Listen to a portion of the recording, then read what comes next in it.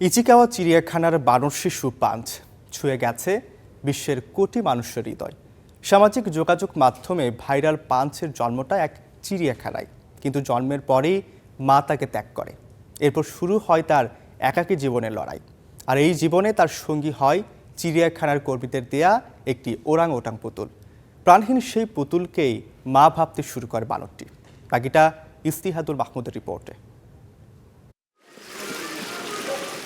গত বছরের জুলাইয়ের তীব্র গরমের একদিনে জাপানের ইচিকাওয়া সিটি চিড়িয়াখানায় একা পড়েছিল ছোট্ট একটি বানর শিশু।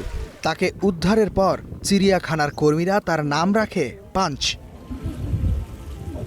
কিন্তু বানর শিশুটি কেন একা, এর কারণ অনুসন্ধান করতে গিয়ে জানা গেল জন্মদাত্রী মা তাকে ত্যাগ করেছে। বারবার সে মায়ের কাছে ছুটে যায়, কিন্তু শিশুটির ভাগ্যে জোটে অবহেলা। হয়তো সেই অভিমানেই চিড়িয়াখানার আর কোনো বানরের সাথে মেশে না সে। একা একাই তার সময় কাটে, কখনো কখনো চিড়িয়াখানার কর্মীদের পায়ে পায়ে ঘুরে বেড়ায়। মায়ের অভাব পূরণ করতেই শিশু পাঞ্চের জন্য আনা হয় একটি ওরাং ওটাং পুতুল, আর সেই পুতুলই হয়ে ওঠে তার পরম আশ্রয়।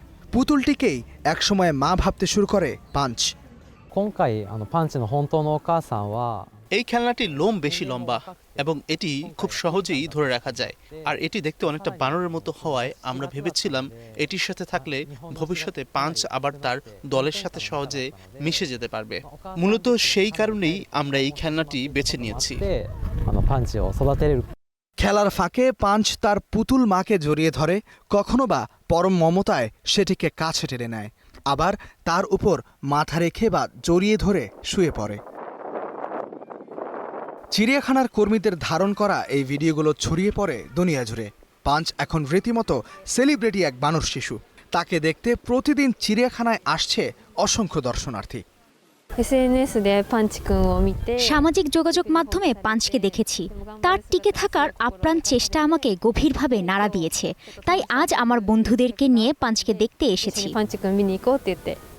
চিড়িয়াখানার এই কর্মী জানান, হয়তো ওরাং ওটাং পুতুলের কল্যাণে এখন অন্য বানরদের সঙ্গে মিশতে শিখছে পাঞ্চ। ইদানিং সে খেলনাটার সাথে কম সময় কাটাচ্ছে আর অন্য বানরদের সাথেও মেলামেশা করছে। একদিন হয়তো এমন হবে যখন তার এই খেলনাটির আর প্রয়োজন পড়বে না, সে নিজ দলের সাথে মিশে যেতে পারবে। বানর সমাজে মায়েদের সন্তান ত্যাগ করার ঘটনা বিরল নয়। বিচ্ছেদ আর একাকিত্ব কাটিয়ে মাহারা পাঞ্চ হয়তো নতুন করে বাঁচার অপেক্ষায়। ইস্তেহাদুল মাহমুদ, স্টার নিউজ।